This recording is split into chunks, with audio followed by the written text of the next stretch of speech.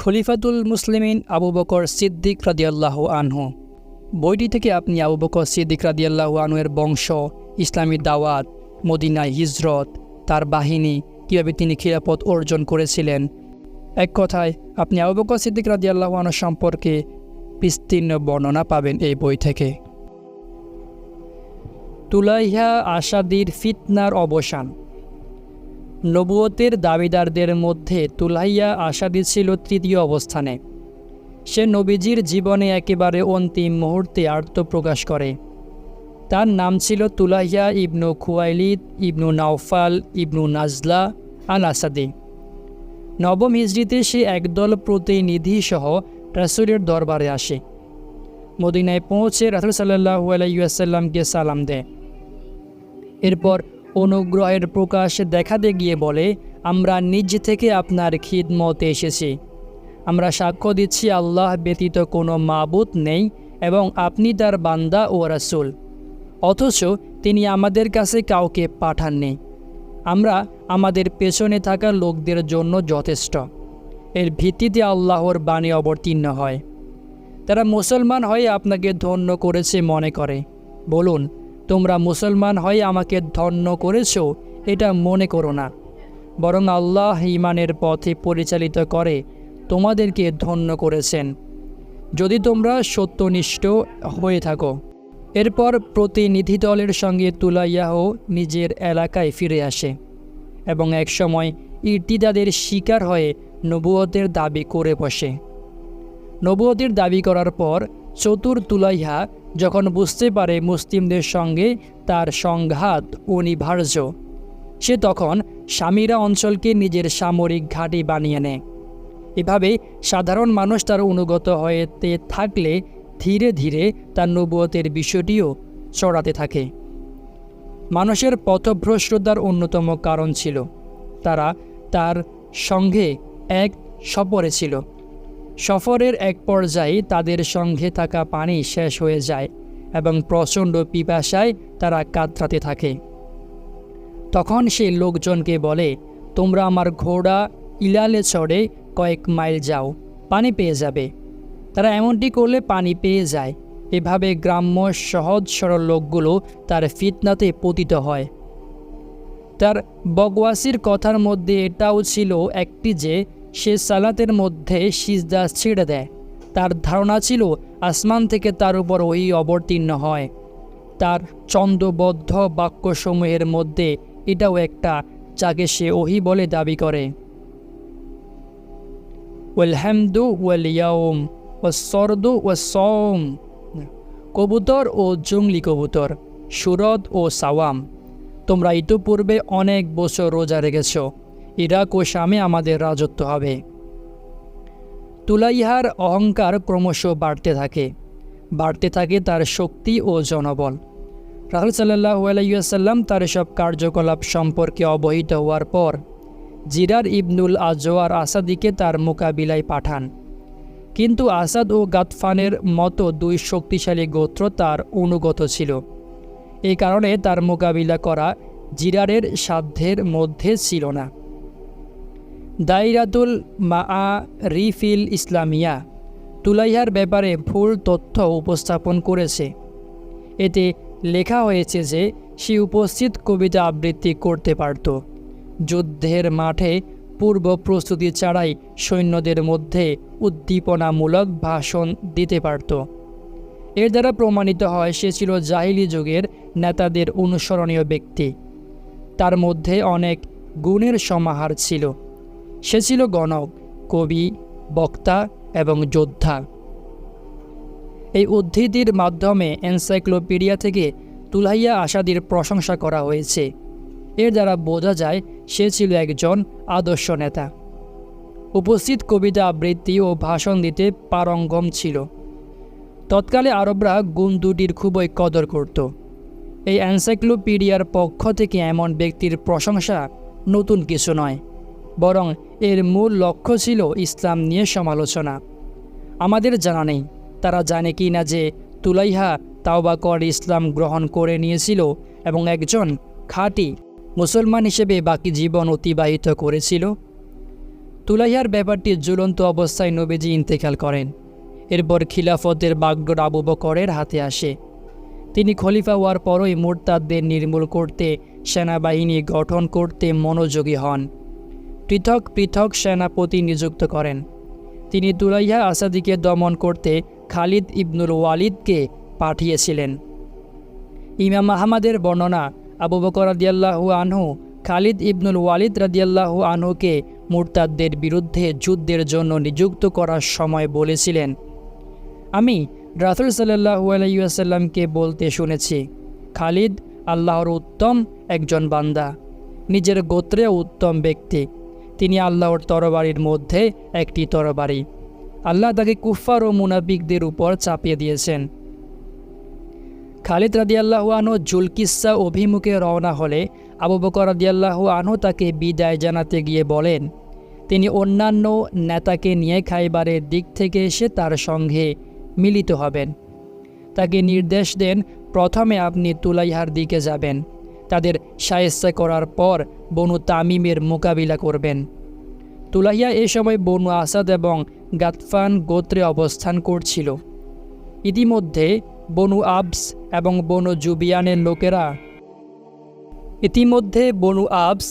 বনু জুবিয়ানের লোকেরা তার সঙ্গ দেয়। সে তখন বনু তাইয়ের শাখা বনু জাদিলা ও গাউসের সাহায্য চায়। লোক পাঠিয়ে দ্রুত তাদের তার সঙ্গ দেওয়ার আহ্বান জানায়। এদিকে আবু বকর রাদিয়াল্লাহু আনহু বনু তাইকে তুলাইহার সঙ্গ দেওয়া থেকে বিরত রাখতে আদি ইবনু হাতিমকে খালিদের আগেই বনি তাইয়ের দিকে পাঠিয়ে দেন। বনু আদিকে বলেন, তুমি তাদের বিরত রাখার চেষ্টা করবে, বিরত না হলে ভয়ঙ্কর পরিণতির কথা স্মরণ করিয়ে দেবে। আদি রাদিয়াল্লাহু আনহু বনু তাইয়ে উপস্থিত হয়ে তার গোত্রকে আবু বকরের হাতে বাইয়াত গ্রহণের আহ্বান জানান। তাদের বলেন, আল্লাহর দিকে প্রত্যাবর্তন করো। তারা জবাব দেয়, আমরা আবু ফুসাইলের হাতে বাইয়াত হব না। আদি বলেন, আল্লাহর শপথ, আবু বকরের বাহিনী তোমাদের পর্যন্ত পৌঁছে গেলে যতক্ষণ না তোমরা জেনে যাচ্ছ যে আবুল ফাহাল হচ্ছে সবচেয়ে বড় বিষয়, ততক্ষণ তোমাদের বিরুদ্ধে যুদ্ধ চালিয়ে যাবে। আদি ইবনু হাতিম তাদের পেছনে লেগে থাকেন। এক পর্যায়ে তারা অনেকটা নমনীয় হয়ে আসে। এরই মধ্যে খালিদ ইবনুল ওয়ালিদও তার বাহিনী নিয়ে সেখানে পৌঁছান। তার সঙ্গে যে সকল আনসারি সাহাবী ছিলেন তাদের প্রথম কাতারের সেনাপতি ছিলেন সাবিত ইবনু কায়েস ইবনু শাম্মাস। তিনি সেখানে এসে শত্রু বাহিনীর গতিবিধির খোঁজ নিতে সাবিত ইবনু আকরাম এবং উক্কাশা ইবনু মিহিসানকে পাঠিয়ে দেন। তারা তুলাইহার ভাতিজা হিবালকে পেয়ে গেলে তাকে হত্যা করে ফেলেন। সংবাদটি জানতে পেরে তুলাইহা এবং তার ভাই সালমা বেরিয়ে আসে। ফলে সাবিদের সঙ্গে তার যুদ্ধ সংঘটিত হয়। এক পর্যায়ে তুলাইহা উক্কাশা ও সাবিদকে শহীদ করে ফেলে। খালিদ ইবনুল ওয়ালিদ রাদিয়াল্লাহু আনহু সেখানে পৌঁছে তাদের শহীদ অবস্থায় দেখতে পেয়ে জ্বলে ওঠেন। প্রত্যেক মুসলমানের কাছে ব্যাপারটি ভীষণ পীড়াদায়ক থেকে। খালিদ তখন সেখান থেকে সোজা বনু তাইয়ের দিকে মোড় নেন। সেখানে পৌঁছতেই আদি ইবনু হাতিম বেরিয়ে এসে খালিদের সঙ্গে মিলিত হন। তিনি তার কাছে আবেদন জানান, আপনি আমাকে আরও 3টা দিন অবকাশ দিন। তারা আমার কাছে এই অবকাশটুকু চেয়েছে, যাতে তাদের যে লোকজন তুলাইহার সঙ্গে যোগ দিয়েছে তাদের ফিরিয়ে আনতে পারে। তারা আশঙ্কা করছে এই মুহূর্তে তারা আপনার সঙ্গ দিয়ে তুলাইয়া হয়তো তার কাছে থাকা বনু তাইয়ের যুবকদের হত্যা করে ফেলতে পারে। আশা করি তাদের জাহান্নামে পতিত হওয়ার চেয়ে তাদের প্রত্যাবর্তন আপনার কাছে ভালোই লাগবে। 3 দিন পর আদি রাদিয়াল্লাহু আনহু তার গোত্রের 500 মুজাহিদ নিয়ে খালিদের সঙ্গে যোগ দেন। তারা সকলেই সত্যের দিকে ফিরে এসেছিল। এরপর খালিদ বনু জাদিলা অভিমুখে বের হন। আদি তখনও এগিয়ে এসে বলেন, আমাকে কয়েকটা দিনের অবকাশ দিন, ইনশাআল্লাহ আমি তাদেরকেও আপনার কাছে নিয়ে আসছি। আমি যথেষ্ট আশাবাদী যে আল্লাহ তাদেরও বনু গাউসদের মতো রক্ষা করবেন। সুযোগ পেয়ে আদি রাদিয়াল্লাহু আনহু তাদের কাছে পৌঁছে যান। এবং নাছোড় বান্দার মতো তাদের পেছনে লেগে থাকেন। এক পর্যায়ে তারা আদির আহ্বানে সাড়া দেয় এবং তাওবা করে ইসলামের দিকে ফিরে আসে। তাদের 1000 যোদ্ধা মুসলিম বাহিনীর সঙ্গে যোগ দেয়। এভাবে আদি রাদিয়াল্লাহু আনহু তার গোত্রের উভয় শাখার জন্য একজন মহান ত্রাতা ও বরকতময় সত্তা হিসেবে আবির্ভূত হন। বুজাখার যুদ্ধ এবং বনু আসাদের বিদ্রোহ দমন। খালিদ ইবনুল ওয়ালিদ রাদিয়াল্লাহু আনহু বনি আদির ব্যাপারটি সফলভাবে সমাধানের পর সেখান থেকে বের হয়ে আজা ও সালমায় যান। সেখানে পৌঁছে সেনা বিন্যাস করে তুলাইহার মুখোমুখি হন।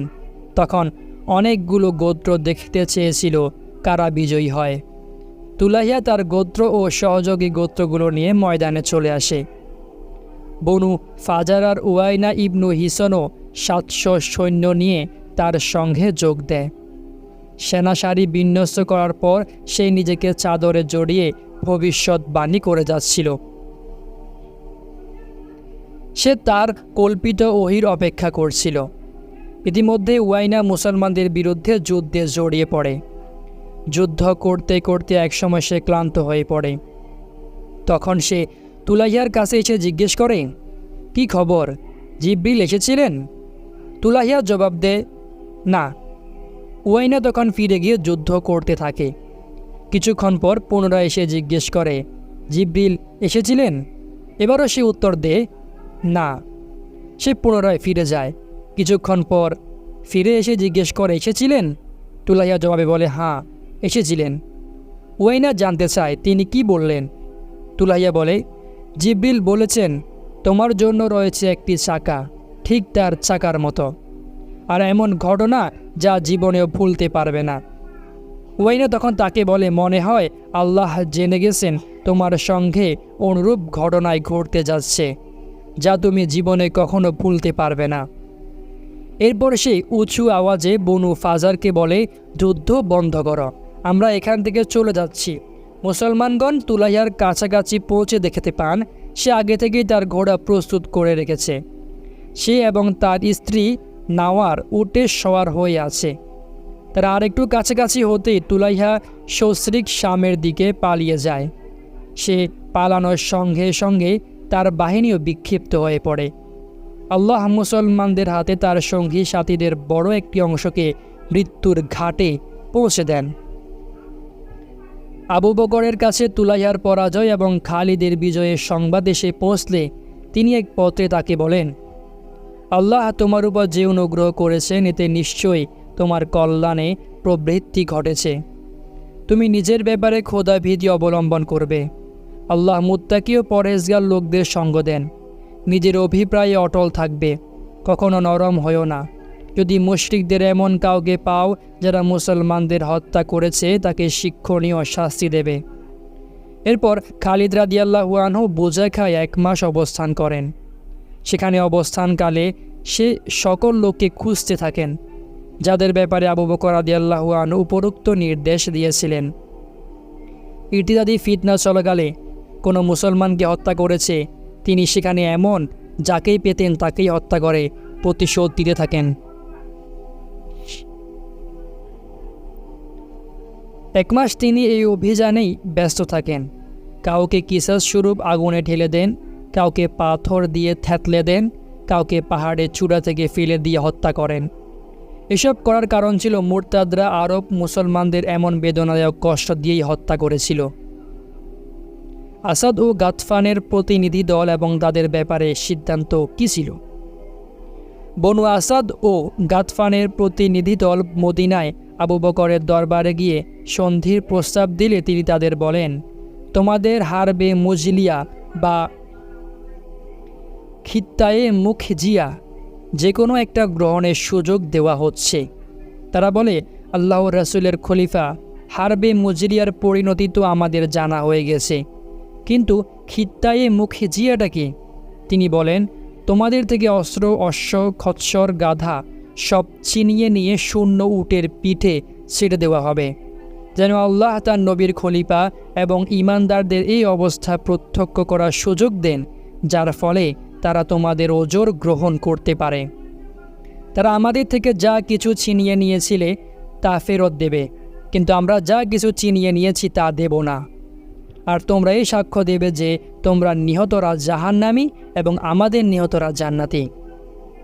তোমরা আমাদের নিহতদের দিয়াত আদায় করবে, কিন্তু আমরা তোমাদের নিহতদের দিয়াত আদায় করব না। এ পর্যায়ে উমর রাদিয়াল্লাহু আনহু বলেন, আল্লাহ ও রাসূলের খলিফা, আপনি যে বলেছেন আমাদের নিহতদের দিয়াত দিতে হবে, কিন্তু আমাদের নিহতরা তো আল্লাহর সন্তুষ্টি অর্জনের লক্ষ্যে শাহাদাত বরণ করেছেন, এদের জন্য দিয়াত হতে পারে না। এই কথা বলে উমর রাদিয়াল্লাহু আনহু একটু নীরবতা পালন করেন। এরপর অন্যান্য সিদ্ধান্তের ব্যাপারে বলেন, আপনার সিদ্ধান্তগুলো উত্তম।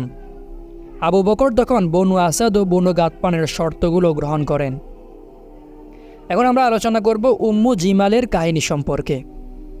তুলাহিয়ার ভ্রান্ত সঙ্গীদের মধ্যে বনু গাতফানের বড় একটি দল জাফারে উম্মু জিমাল সালমা বিনতু মালিক ইবনু হুজাইফা নামের এক মহিলার পাশে জড়ো হয়। এই মহিলাও ছিল উম্মু কিরফার মতো আরবের একজন নেতৃস্থানীয় মহিলা। মর্যাদা ও অবস্থান বোঝাতে গিয়ে তার মায়ের উদাহরণ পেশ করা হয়। তার প্রচুর সন্তান ছিল। এছাড়া তার পরিবার ছিল সম্ভ্রান্ত এবং মর্যাদার দিক দিয়ে বিখ্যাত। তারা মহিলাটির পাশে জড়ো হলে সে খালিদের বিরুদ্ধে যুদ্ধের জন্য তাদের উস্কানি দেয়। এতে তারা আগুনের মতো জ্বলে ওঠে এবং বনু সালিম, তাই, হাওয়াজিন ও আসাদের লোকজন তার সঙ্গী হয়ে যায়। এরপর উভয় বাহিনীর মধ্যে তুমুল যুদ্ধ হয়। মহিলা তার মায়ের উটে আরোহী ছিল। যে উটের ব্যাপারে বলা হয়ে থাকে, যে ব্যক্তি এই উটকে উত্তেজিত করতে পারবে তার জন্য রয়েছে 100টি উট পুরস্কার। এটি শুধু এর সম্মান ও শক্তি দেখানোর উদ্দেশ্যেই। খালিদ তাদের স্পষ্ট পরাজয় উপহার দেন, তার উৎসাহ তাকে হত্যা করেন। এরপর বিজয়ের সুসংবাদ মদিনার সিদ্দিক আকবরের কাছে পাঠিয়ে দেন। এতক্ষণ আমরা যা আলোচনা করেছি, এখন আমরা ওই সব আলোচনার শিক্ষা ও তাৎপর্য সম্পর্কে আলোচনা করব ইনশাআল্লাহ। 1. আবু বকরের আল্লাহর নির্ভরতা এবং তার সামরিক দক্ষতা। আবু বকর রাদিয়াল্লাহু আনহু আদি ইবনু হাতিমকে বলেছিলেন, তুমি তোমার গোত্রে দ্রুত পৌঁছে যাও, যাতে তারা তুলাইয়ার সঙ্গে যোগ দিয়ে ধ্বংসের মুখোমুখি না হয়। এটা তার বিশ্বাস এবং আল্লাহর সাহায্য ও সমর্থনের উপর পূর্ণ আস্থার স্পষ্ট দলিল।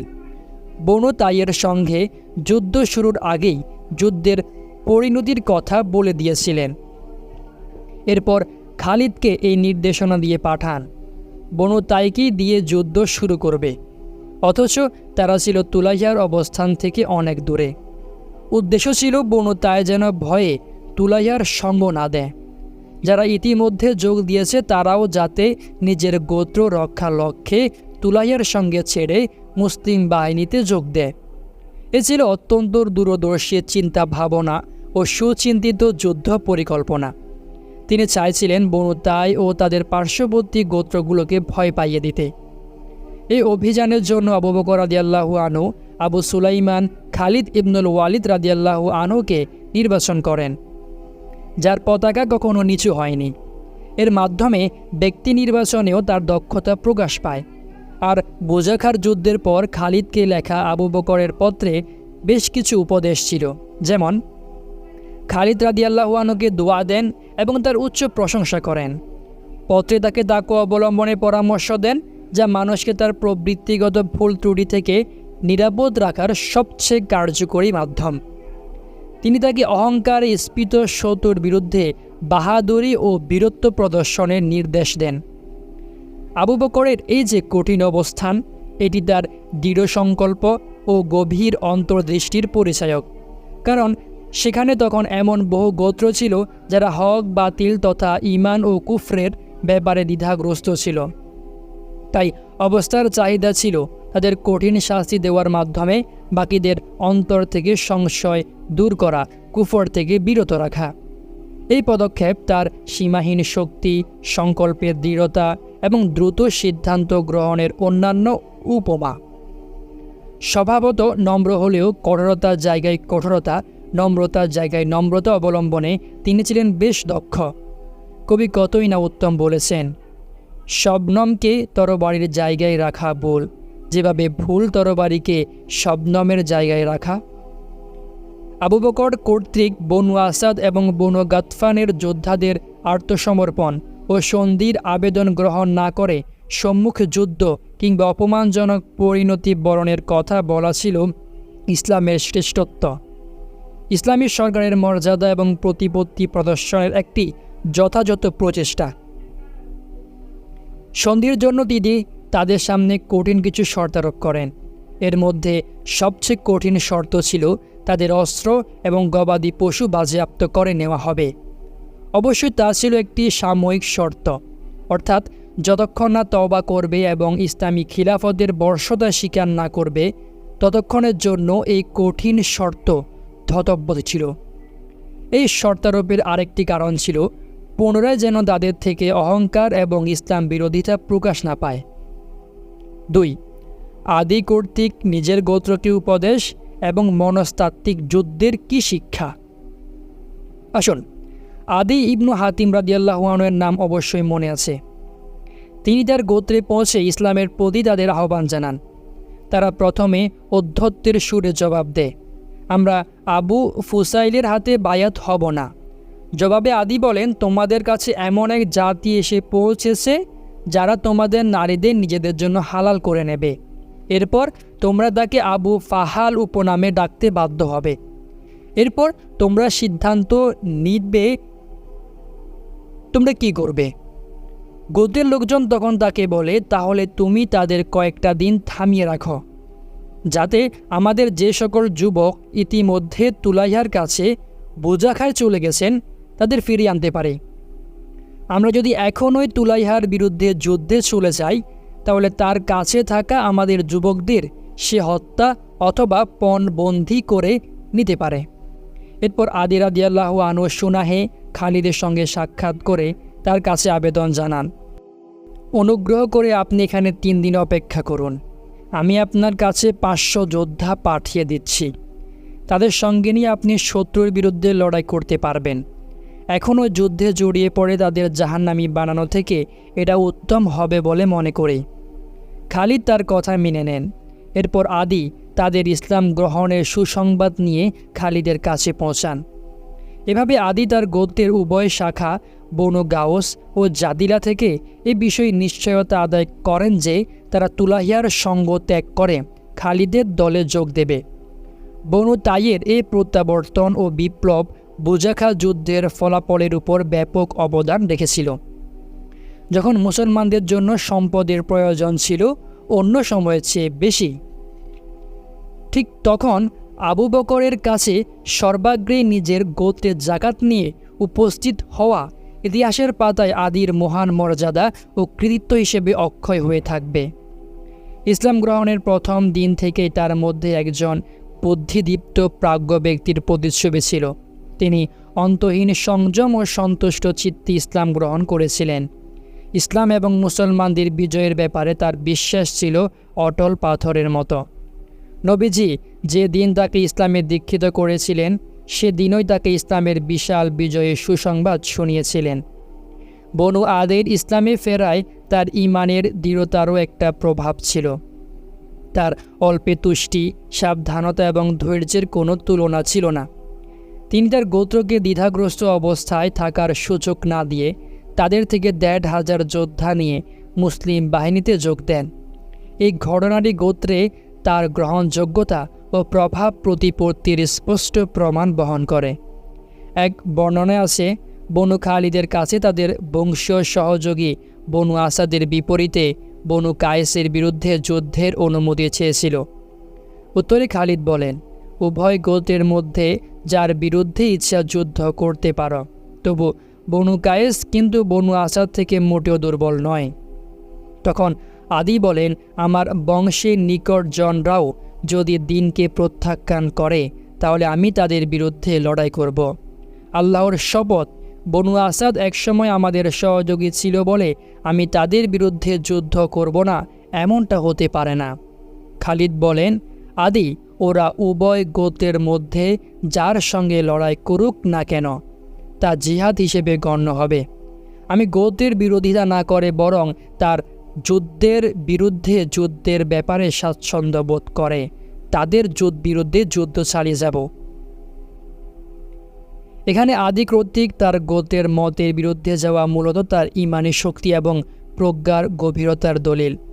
বংশ ও রক্তের দিক থেকে অনেক দূরে থাকলেও তিনি মূলত আল্লাহ ওয়ালাদের সঙ্গে বন্ধুত্ব স্থাপন করতে চাচ্ছিলেন। তারাই ছিল তার নিকটাত্মীয় পর্যায়ের। একই সঙ্গে এই ঘটনা থেকে খালিদের সামরিক প্রজ্ঞাও ফুটে ওঠে। তিনি আদিকে বলেছিলেন, আপনি আপনার গোত্রের চাহিদার বিরুদ্ধে যাবেন না। জিহাদের ওই ময়দানে তাদের নিয়ে যান, যেখানে গিয়ে তারা লড়াই করতে স্বাচ্ছন্দ্য বোধ করে। আদির সবচেয়ে বড় কৃতিত্ব হচ্ছে তিনি তার গোত্রকে ইসলামী বাহিনী যোগ দেওয়ার দাওয়াত দিয়েছিলেন এবং তাতে সফলতা অর্জন করেছিলেন।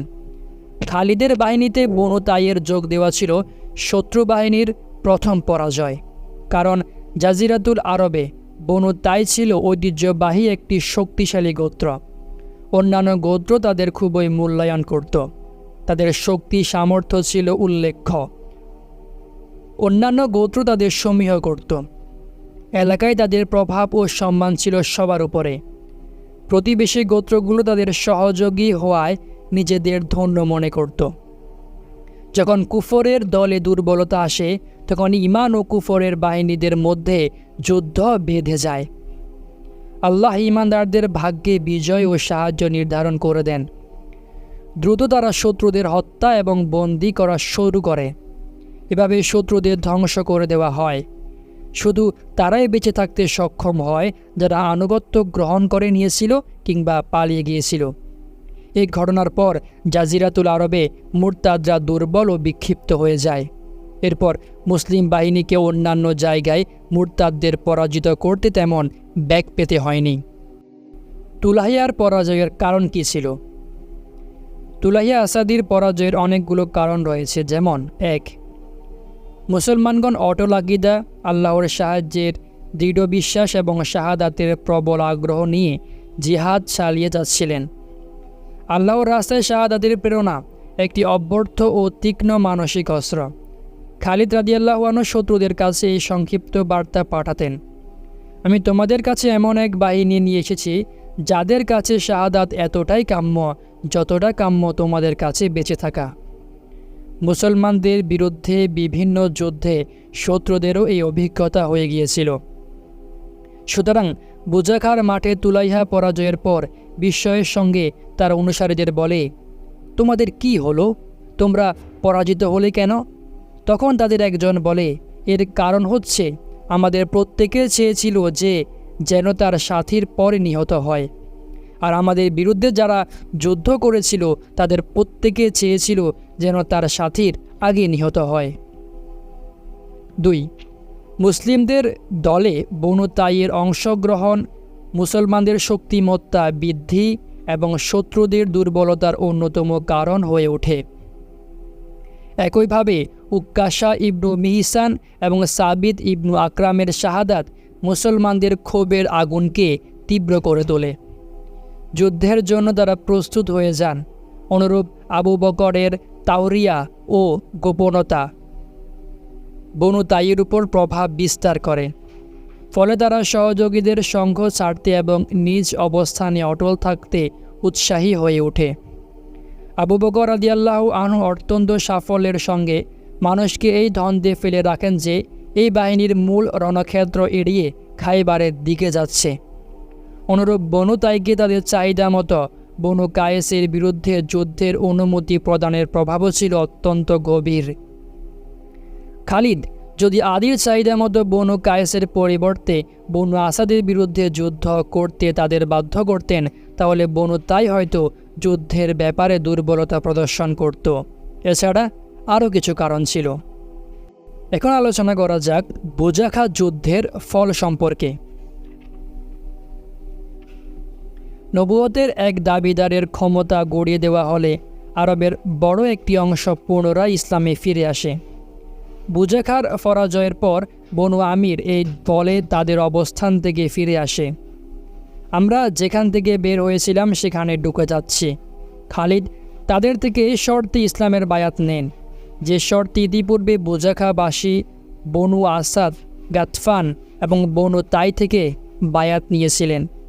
তিনি ইসলামের নামে আপন হাত তাদের উপর রেখে দেন।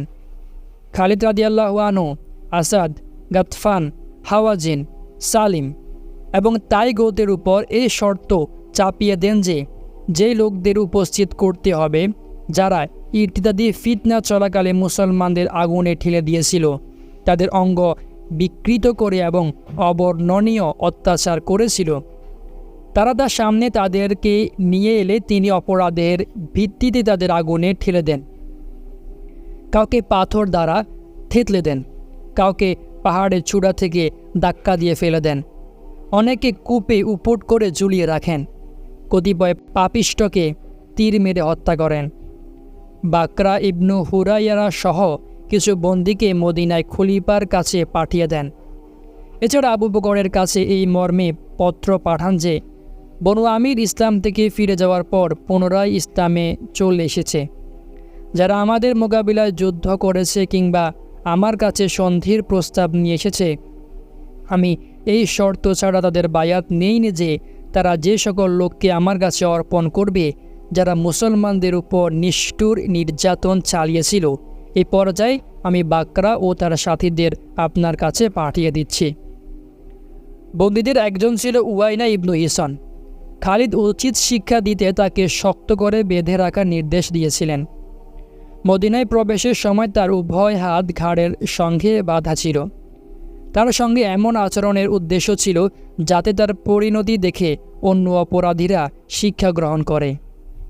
সে ওই অবস্থায় মদিনায় প্রবেশ করছিল, আর মদিনার শিশু কিশোররা তাকে নিয়ে উপহাসে মেতে উঠছিল। তারা এই বলে কুচি হাত দ্বারা তাকে খুশি মারছিল, আল্লাহর দুশমন, তুই ইসলাম থেকে মুরতাদ হয়ে গিয়েছিলি। সে বলেছিল, আমি তো আদতে ঈমানই আনিনি। এরপর তাকে আবু বকরের কাছে নিয়ে আসা হলে তিনি তার সঙ্গে এমন ক্ষমাসুলভ আচরণ করেন যা সে নিজে বিশ্বাস করতে পারছিল না। তিনি তার হাত খুলে দেওয়ার নির্দেশ দেন, তাকে তওবা করান। উয়াইনা নিষ্ঠ চিত্তে তওবা করে। সে তার ভুল স্বীকারপূর্বক ক্ষমাপ্রার্থী হওয়া ইসলাম গ্রহণ করে। এরপর আজীবন ইসলামের উপর অটল থাকে। অপরদিকে তুলাইহা পালিয়ে বনু কালবের আশ্রয়ে চলে যায়। আবু বকরের ইন্তেকাল পর্যন্ত সে বনু কালবেই অবস্থান করে। এরপর বনু আসাদ, গাতফান এবং আমিরের ইসলাম গ্রহণের কথা জানতে পেরে সেও মুসলিম হয়ে যায়। আবু বকর রাদিয়াল্লাহু আনহু এর খিলাফত কালেই সে উমরা পালন করতে মক্কার উদ্দেশ্যে রওনা হয়। সে যখন মদিনার পাশাপাশি চলে আসে তখন লোকজন আবু বকরকে তার সম্পর্কে অবহিত করলে তিনি বলেন, আমি কি করতে পারি? তাকে ছেড়ে দাও, আল্লাহ তাকে ইসলামের দিকে পথ প্রদর্শন করেছেন। ইবনু কাসির রাহিমাহুল্লাহ উল্লেখ করেছেন, এরপর তুলাইহা ইসলামের দিকে ফিরে আসে এবং সিদ্দিকে আকবরের শাসন আমলেই মক্কায় উমরার উদ্দেশ্যে গমন করে। তবে লজ্জায় সে আবু বকরের সঙ্গে তার জীবদ্দশা সাক্ষাৎ করেনি। একসময় যারা মুরতাদ হয়ে গিয়েছিল, আবু বকর রাদিয়াল্লাহু আনহু ইরাক এবং শামের বিজয়াভিযানের তাদের অংশগ্রহণের অধিকার দেননি। এটা ছিল উম্মার কল্যাণে তার সাবধানতা, কারণ তাদের উপর আস্থা রাখা ছিল ঝুঁকির ব্যাপার। হতে পারে তাদের আনুগত্য ছিল কেবল মুসলমানদের শক্তির ভয়ে, কারণ আবু বকর রাদিয়াল্লাহু আনহু ছিলেন মানুষের কল্যাণের পথ নির্মাতা। মানুষ তার কথা ও কাজের আনুগত্য করত। তাই যদিও এর ফলে কিছু সংখ্যক মানুষের মর্যাদা হানি হচ্ছিল, তবু উম্মার সার্বিক কল্যাণের লক্ষ্যেই তিনি এই ক্ষেত্রে উদারতার চেয়ে সাবধানতার ব্যাপারে বেশি গুরুত্ব দেন। উম্মা এ থেকে এক বিরাট শিক্ষা নিতে পারে, অর্থাৎ এমন সব মানুষের উপর পূর্ণ আস্থা রাখা যাবে না যারা অতীতে ধর্মদ্রোহিতায় লিপ্ত ছিল কিন্তু পরে দ্বীনের বৃত্তে ঢুকে পড়েছে। এমন মানুষের উপর নিবিড় আস্থা রাখা, উদারতা দেখানো এবং তাদের হাতে নেতৃত্ব ভার দেওয়ার কারণে উম্মাহকে যুগে যুগে বড় ধরনের দুর্যোগময় পরিস্থিতির শিকার হতে হয়েছে। তবে সাবধানতা অবলম্বনের অর্থ এই নয় যে আদতেই তাদের বিশ্বাসযোগ্য মনে করা হবে না, কিন্তু এই ধরনের মানুষের সঙ্গে আচরণের ক্ষেত্রে সিদ্দিকী আদর্শ শ্রেয়। তুলাইহা ইসলাম গ্রহণ করেছিল। এরপর উমর রাদিয়াল্লাহু আনহু খলিফা মনোনীত হলে সে তার হাতে বায়াতের জন্য মদিনায় উপস্থিত হয়। ওমর তখন তাকে বলে, তুমি তো উক্কাশা ইবনু মিহিসান সাবিত ইবনু আকরামের হত্যাকারী। আল্লাহর শপথ, আমি তোমাকে কখনো পছন্দ করতে পারি না। তুলাইয়া বলে, আমিরুল মুমিনিন, আপনি আমাকে এমন দুই ব্যক্তির নামে অপরাধী সাব্যস্ত করেছেন, আল্লাহ আমার হাতে যাদের বিশাল মর্যাদা দান করেছেন তাদের তিনি লজ্জিত ও অপমানিত করেননি। এই কথা শুনে ওমর রাদিয়াল্লাহু আনহু তার বায়াত নেন। এরপর তাকে বলেন, হে প্রতারিত ব্যক্তি, তোমার জ্যোতিষবাদের কিছু কি অবশিষ্ট রয়েছে? তিনি বলেন, কামারের চুলার একটি অথবা দুটি ফুক। এরপর তুলাইয়া তার গোত্রের কাছে চলে যান। সেখানে কিছুদিন বসবাসের পর ইরাকে গিয়ে স্থায়ী হন। তার ইসলাম গ্রহণ ছিল অন্তর থেকে, এক্ষেত্রে তাকে সমালোচনা বিদ্ধ করা যাবে না। তুলাইয়া তার দুর্বলতার উপর লজ্জিত মর্মাহত হয়ে বলেছিলেন, উক্কাশা এবং সাবিত এরপর মাবাদের মৃত্যুর পর আমি বড়ই লজ্জিত। উভয়কে হত্যার চেয়ে আমার বড় অপরাধ ছিল স্বেচ্ছায় জেনে বুঝে ইসলাম থেকে প্রত্যাবৃত্ত হওয়া। বিপদ অনেক হয়ে গেছে, এর মধ্যে ছিল দেশান্তর হওয়া। আমি তো বরাবরই দেশান্তরে জীবন কাটিয়েছি। সিদ্দিক কি আমার ফিরে আসাকে গ্রহণ করে নেবেন? তিনি কি বায়াতের জন্য তার হাতটি আমার দিকে মেলে ধরবেন? ভ্রান্তির পর আমি কালিমায়ে শাহাদাতের সাক্ষ্য দিচ্ছি। এই সাক্ষ্য আমি নিশ্চিত যে আমি মুলহিদ নই। আমি সাক্ষ্য দিচ্ছি মানুষের রবই আমার রব। আমি লাঞ্ছিত আর আমার মুহাম্মাদের দিনই সঠিক। ফুজাআতের কাহিনী সম্পর্কে এখন আলোচনা করা যাক। তার নাম ছিল ইয়াস ইবনু আবদুল্লাহ ইবনু আবদিয়ালিল ইবনু উমায়র ইবনু খুফাফ। সে ছিল বনু সুলাইমের সদস্য। ইবনু ইসাকের বর্ণনা মতে আবু বকর রাদিয়াল্লাহু আনহু তাকে মদিনার বাকিতে আগুনে পুড়িয়ে হত্যা করেছিলেন, কারণ সে তার দরবারে এসে নিজেকে মুসলমান হিসেবে পরিচয় দিয়ে আবেদন করে তিনি যেন তার সঙ্গে একটি বাহিনী পাঠান যাদের নিয়ে সে মুরতাদদের বিরুদ্ধে লড়তে পারে। সে বাহিনী নিয়ে বের হয়ে পথে যাদেরই পাচ্ছিল, চাই সে মুসলিম হোক কিংবা মুরতাদ, হত্যা করে নিহতদের মালসামানা লুটে নিচ্ছিল। আবু বকর রাদিয়াল্লাহু আনহু তার এমন বর্বরতার সংবাদ জানতে পেরে তার পেছনে পেছনে আরেকটি বাহিনী পাঠিয়ে দেন। তাদের নির্দেশ দেন তাকে জীবিত গ্রেপ্তার করে আমার কাছে নিয়ে আসবে। নির্দেশ মতো তাকে খলিফার দরবারে আনা হলেই তিনি তার হাত পা বেঁধে বাকিতে আগুনে পুড়িয়ে ফেলেন। তার গ্রেপ্তারকারী ছিলেন তুরাইফা ইবনু হাজিজ। এর দ্বারা প্রমাণিত হয় ফাসাদ সৃষ্টিকারী ও মুরতাদদের দমনে বনু সালিমের মুসলমানগণ যথেষ্ট অবদান রেখেছিলেন। আবু বকর রাদিয়াল্লাহু আনহু কর্তৃক তাকে আগুনে পোড়ানোর কারণ ছিল সে গাদ্দারি অথবা মুসলমানদের জ্বালিয়ে মেরেছিল। আবু বকরকে আবু ফুসাইল বলার প্রতিবাদে হাসানের কাব্য। বকর আর ফুসাইল একই, তুমি জানো? আবু ফুসাইল হওয়ার লজ্জার কোনো বিষয় নয়। আমি এবং যত লোক কাবার হজ সম্পাদনকারী তারা মক্কার মুহাজির অথবা মদিনার আনসার। তোমাদের মাথাগুলো সেভাবে তরবারি দ্বারা উড়িয়ে দেওয়া হবে যেভাবে কসাইরা উটের হাড়ের জোড়াগুলো বিচ্ছিন্ন করে থাকে। এমনই তোমরা তাকে শত উটের ষাট উপনামে রাখবে, যে পাল খাওয়ার উপযোগী উটনিদের নিরাপত্তা দেয় এবং অভিজ্ঞ হয়। আগামী পর্বতে আমরা আলোচনা করব শাজাহ, বনু তামিম এবং ইবনু নুবাইরা আল ইয়ারবুরির হত্যা সম্পর্কে। শাজাহ সম্পর্কে অবশ্যই আপনাদের জানার কথা।